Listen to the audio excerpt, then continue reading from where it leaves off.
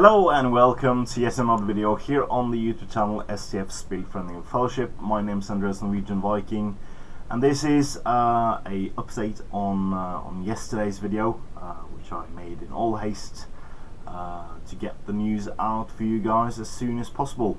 But in the meantime, while uploading or just after, pictures emerged from Forjolt itself with pictures of all the new well, not new releases because they haven't come out yet, but the new models coming out within the next 3 months. So it is said that all of the new models, that's Thranduil, both trolls and new dwarf command, as well as the dwarves with the Mattox, will come out before Warhammer Fest at the end of May. So yeah, I think I'm going to just drop in the pictures and narrate over them what I think about them. Alright, so here we have the elf himself, Thranduil. Thranduil here is mounted on what seems to be a 50mm base, and on a very nice display base as well. As I said yesterday, there is currently no plans of releasing a foot model of this one, because that already exists. They might revisit that before or after releasing this model. Now this is probably going to be in the character series for Middle-earth. So we'll see it in a nice shiny box, and I think he's going to be a similar price to Dane, maybe a bit more because of the scenic base. I would wager a guess at between £45 and £50 for this one, if I'm going straight out of that. Now the model itself looks wonderful. I do want to get a better view underneath of the elk itself, because all of the pictures so far has been of the of Thranduil himself and also just the top. So I can't get a clear view of the elk, but it looks quite cinematic. I do think we all know which scene this is from. Just before the elk is picking up 4 Gundabad orcs, and Thranduil slashes the heads off every single one of them. Also seems to be a casualty, probably Gundabad orc, lying just behind him, and yeah, so this would be one of the best face sculpts I have seen. It's up there with Theoden, the Helen of Fields version, the newer one, the one that's available in Finecast, and a couple of other very nice faces, but this one is probably one of the best among them. So can't really fault the team for detail. So yeah, really happy with what this model is representing. Alright, so let's take a look at the next one. So here we have the Ironhill Dwarf Command with Mattox. So they of course forego their shields for the ability to Piercing Strike, go two-handed and bash. So this is of course for both the Captain and the Banner Bearer. I do think the Banner Bearer has its Mattox slung on his back or something. That's maybe why we can't see it. Or yeah, I do think that's a sword on his hip. So the Mattox should be on his shoulder. Seems to be a some kind of strap on his right shoulder. So so yeah, that would be it. So so yeah, interesting again that they put a cloak on the captain. I didn't really see any cloaks on captains in the movie, although you only see the one captain shouting the orders when the dwarves are firing their twirly whirlies.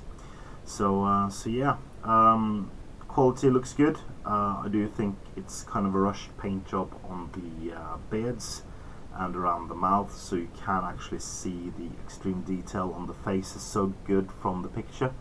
But they look, I expect them to look as stunning as the other dwarfs we have received so far. So not much left to say about these, so let's take at the next models. So continuing on, this is the Ironhill dwarfs with mattocks. So they look quite cool, and I do think they will be a nice addition to the normal Ironhill dwarfs we have already. I do not think that many will use this option. I think maybe a few will be dropped in here and there to counter cavalry and other pesky beasties that can be well, knocked to the ground, as well as giving them nice piercing strike ability. But so I don't think people will buy entire warbands with these, and that's one of the reasons why I think it's cool that they are not in a 12 pack. I have seen some people disappointed in this, but that might be due to the price more than the other ones. They are going to be the same price as the Ironhill's dismounts, so expect them to be £18 for 3. On the note of the Ironhill's Command new one, I do expect that to be the exact same price as the one we have already. So yeah. So the Ironhill army is very well fleshed out. We are missing the crossbows, and as I said in the comment about the crossbows, I do think the reason why we haven't seen the crossbows so far is that the only place we see the dwarven crossbows, other than the repeating crossbow ballista thing on the chariot, is from Weta Workshop's conceptual designs. And there might be an issue with, well, not an issue, but a longer process of getting a design approved by Warner Brothers' new line, other than what we see in the movies. Now, I do also not remember seeing very many two-handed mattocks in the movie as well, but they are also in the concept artwork and designs by Weta Workshop. So, but they might have snuck in some two-handed mattocks in there somewhere, and that's why we see them before the other ones. That's my take on it, at least. So yeah, let's move on to the last models. And here we have the big beasties themselves, Gundabad Troll with Scythe Gauntlet and Gundabad Troll with Crushing Club. So these look, in my opinion, stunning. They are huge. The base you see there is 80mm, and thus the model should be at least 4.5 inch tall. So wonderful centerpieces for your army, and the profile isn't half bad either. And it seems to be the same main body.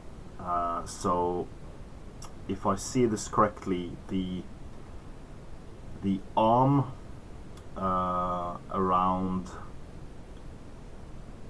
the elbow joint would be loose, and the heads would be loose, I think.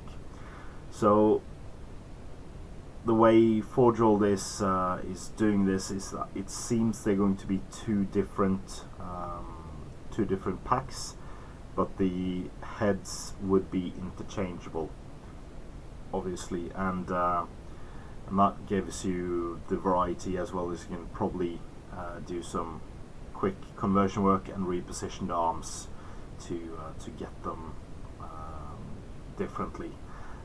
For scenario play, you would need 3 of these. I do believe, I don't think it's 4.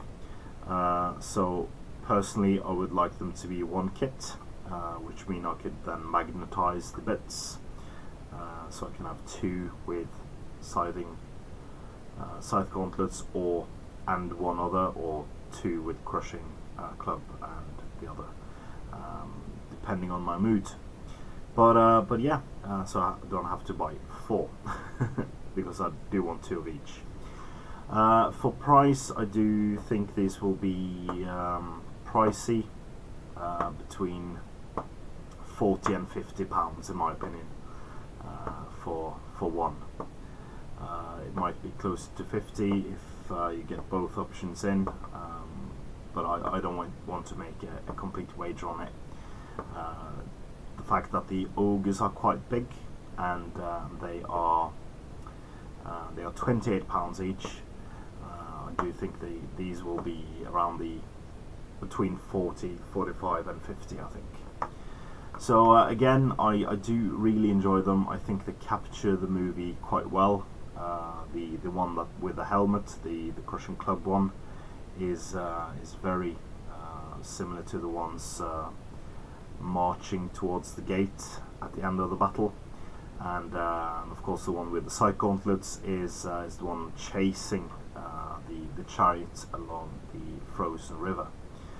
So I can't wait to get these to play with them in the Hobbit SBG Grand Campaign.